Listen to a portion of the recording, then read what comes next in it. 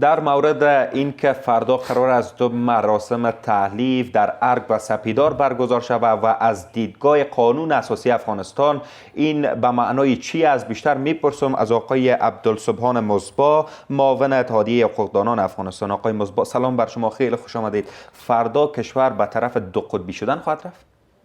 بسم الله الرحمن الرحیم. سلام خدمت شما و بیننده های محترم. خب ما امیدوار هستیم که چنین چیزی صورت نگیره، ولی اگر خدا نخواسته دو تحلیف به جا میشه، به این معنی است که به طور غیر مستقیم مسئله تجزیه مطرح است و مسئله نقض چی که نفی قانون و نظام حقوقی افغانستان مطرح است، به خاطر که بر مبنای ماده 63 قانون اساسی که رئیس جمهور مکلف است که حلف ادا بکنه و ماده 61 یک نفر رئیس جمهور را که از جمله مکلفیت های کمیسیون انتخابات دانسته که یک نفر من حیث رئیس جمهور معرفی شود، این مسائل صورت گرفت بر مبنای قانون، اما قانون از مسیر قانون منحرف شدن، قانون را نقض کردن، یعنی آغاز پروسه انتخابات توسط قانون شد اما در آخر اینا قانون را نقض کردن.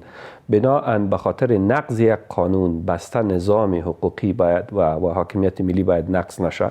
اینا لازم استن که از طریق مفاهمه این مسئله را حل بکنه و مردم در یک حالت هراسان هستند. مردم حیران هستند که فردا چی خواهد شد. یعنی در روند انتخابات هم نقض های صورت گرفته؟ یقینا. ببینین همون نقض قوانین بود که زمینه را برای از این مساعد ساختن که مردم عالی چنین ادعای میکنن.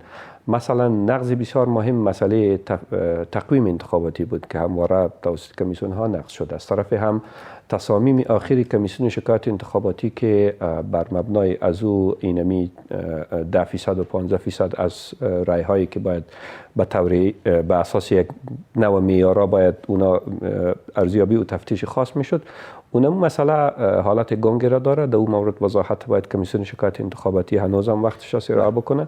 در غیر از او پروسه در کل به اساس امی قانون اساسی و قانون انتخابات صورت گرفت، اما از مسیر منحرف شد. نقصایی که شما از حرف میزنین در روند انتخابات با این وجود چقدر ادعای تیم ثبات همگرایی معقول است؟ خب نقض بود، از نقض کسی چشم پوشی کرده نمیتونه، ولی که در کل بسته پروسه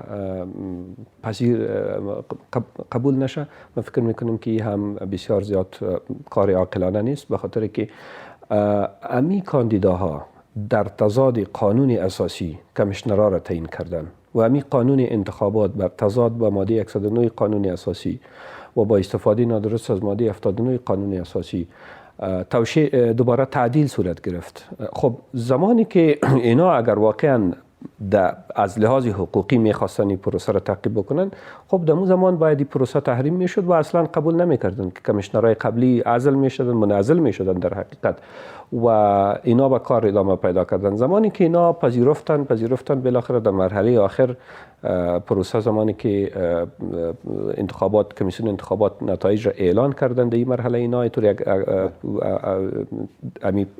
تصمیمی که اینا گرفتن در برابرش، من فکر میکنم که یعنی ما ای را توجیه نمی کنیم که این نتیجه یک نتیجه کاملا شفاف است. نتیجه مشکل خود قانونی گفتن میتونیم، ولی قانونی به خاطر گفتن میتونیم که توسط مراجعش صورت گرفت. مراحل، ببینین انتخابات چندین مرحله داره، از ثبت نام شروع تا نتایج به چندین مرحله مدیریتی و حقوقی داره. خب اکثریت مراحل درست پیش رفت، در یک چند مرحله درست پیش نرفته که در این مورد قوانین گنگ است، قانون کدام راه حل برش پیش بینی نکرده. اما خود کمیسیون‌ها باید در این مورد وضاحت بده و در ضمن این مسئله را باید اینا به از طریق یک مفاهمه حل و فصل بکنن. حالا نقص‌ها صورت گرفته آقای مصباح در هر شرایطی که شما از او حرف میزنین. فردا هم قرار است دو مراسم تحلیف برگزار شود و هیچ کدام هم انعطاف پذیری از خود نشان نمیده. راه حل چی است؟ نسخه قانونی چی است که هر دو طرف رضایت داشته باشند؟ خب راه حل خب قانون پیش بینی کرده بود که متاسفانه که قانون اینا نه کمیسیون‌ها مطابق قانون عمل کردن و نه هم اینا کاندیداها. بناهن راه حل می است که به هر حال آل رئیس جمهور انتخاب شده توسط کمیسیون انتخابات. لازم است که با طرف تیم دیگه یک تفاهمی صورت بگیره که به اساس از او خب بحث سر تقسیم قدرت است. قدرت برش به یک نحوی تقسیم بسازه، برش قدرت بده، سهم بسازه. ببینید ما در یک مرحله هستیم که نه تنها برای تیم ثبات، یعنی شما طرفدار از این هستین که حکومت وحدت ملی ادامه پیدا بکنه؟ حکومت وحدت ملی نه، حکومتی باشه که سهم نگرادش باشه. حکومت وحدت ملی کاملا در تضاد با قانون اساسی بود. 5 سال ما در تضاد با قانون کار کردیم. یقینا قانون فراقانونی بودی، حکومت فراقانونی بود با یک بحران حقوقی. دلیل عمده که ما فعلا به این وضعیت قرار داریم اینمی است که قانون در تضاد قانون اساسی بود. ماده 71 فقط رئیس جمهور را در رأس کابینه یا قوه اجرایی قرار داده که اینا در تضاد با این ماده حکومت را تقسیم کردن و در تضاد با قانون اساسی بودی. حکومت میشه که راه حل قسمی باشه که برایشان در نظام سهم بده و اینا با هم منسجم شود. ببینید ما در یک مقطع از 2014 به حال در یک مقطع بسیار حساس قرار داریم. پروسه صلح آمدن طالبا او هم به طریقی که کل ما شما شاهد هستیم اینجا بسیج شدن از اینا و انسجام از اینا بسیار مهمتر نسبت به شما از پروسه صلح آقای مزبایات کردین. این در دو جبهه قرار گرفتن سپیدار و ارگ چقدر روی گفتگوهای میان افغانان تاثیر خواهد گذاشت؟ بسیار تاثیر منفی میگذاره. امو گپایی را که طالبان میگه که اینا با کی مذاکره شود و با واقعیت تبدیل میشه. بحث مهم اینجا اراده مردم است. هر دو از نمایندگی از اراده مردم میکنه که ماده 4 قانون اساسی که بحث اعمال حاکمیت توسط مردم است. کجاست اراده مردم؟ آیا اراده مردم می است که اینا دو نفر بره با هم تحلیف ادا بکنه، یا اراده مردم خویی است که اینا بر مبنای از او هم یک نفر به حیث رئیس جمهور معرفی شه؟ اینا بزرگاه هستند. یک حالت بنبست هستند. از این بنبست بر آمدن این وظیفه از این است. حالا با کی گفتگو کنه؟ یقینا خب طالب زمانی که گفتگو میکنن باید با نمایندای مردم. خب نمایندای مردم تا زمانی که پروسیجر قانونی در کل طی نشه خب نماینده محاسبه نمیشه. خب حالا هر دو طرف و هر دو تیم از خود هیئت‌های جداگانه دارن. به لحاظ قانونی شما کدام را یک قانونی میدانین که طالب باید با همو هیئت او تیم گفتگو بکنه؟ خب از لحاظ حقوقی ببینید پروسه زمانی که ما میگیم که یک حکومت مشروع است، امی فیلتری که توسط کمیسیون هر دو کمیسیون انتخاباتی صورت میگیره به اساس رأی و چیزی که نتیجه از اون میاد اونم یک نظام مشروع را نشان میده.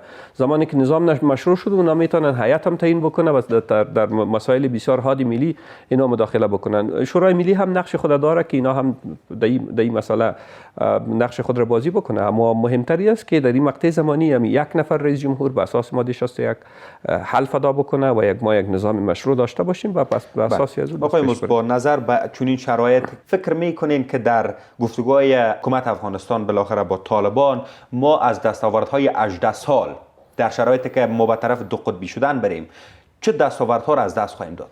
خب ببینین تا جایی که ما در جریان هستیم وضعیتی را موقفی را که طالبان گرفته اونا هنوز هم سر امارت اسلامی تاکید میکنه و زمانی که بحث امارت میایه و جمهوریت نفی میشه از همه مهمتر 39 ماده که در فصل دوم قانون اساسی حقوق اساسی ادوار که از او جمله حق آزادی بیان و حق آزادی انواع آزادی که خصوصا به تحصیل و برای خانما و آزادی حزب و احزاب در کل این همه نفی میشه بر مبنای از و عاملش همینا هستند.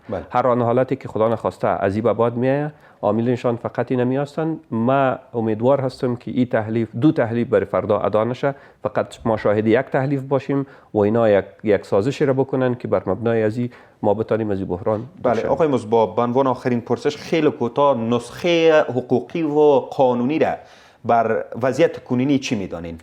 خب نسخه قانونی را خود قانون اساسی پیش بینی کرده، او پروسه به پیش رفت. ما قبلا گفتم که پروسه پیش رفت ولی ناقص. امین ناقص نباید سبب ازی شود که بسته نظام نفی شود. پروسه پیش رفت، نتایج اعلان شده. پرسش هم دقیقاً همینجا بود که حالا یک تیم مشخصا میگه که پروسه ناقص بوده، اون که شما هم تاکید دارین. در چون این شرایط چی کنیم که هم تیم که ادعای ناقص بودن داره و هم تیم که ادعای حقیقی بودن چون این پروسه را داره که رضایت در دو طرف حاصل شود؟ ببینید ما مجبور هستیم که واقعیت‌ها را بگوییم. ما حکم کردن نمیتونیم و واقعیت‌های ما مبتنی بر عمل کرد است. ما گفتیم که عمل کرد صورت گرفت بر مبنای قانون، اما از قانون منحرف شدن. اینمی انحراف قانونی در قانون پیش بینی نشده. اینجا است که اینا مجبور هستند که اینمی مشکلات خالیگاه هایی که وجود داره اینا را قسمی پر بسازه که منافع آمدش نهفته باشه، نه ای که منافع تیمی باشه بر مبنایشان. بسیار تشکر آقای مصباح، خوش آمدید. سلامت باشید.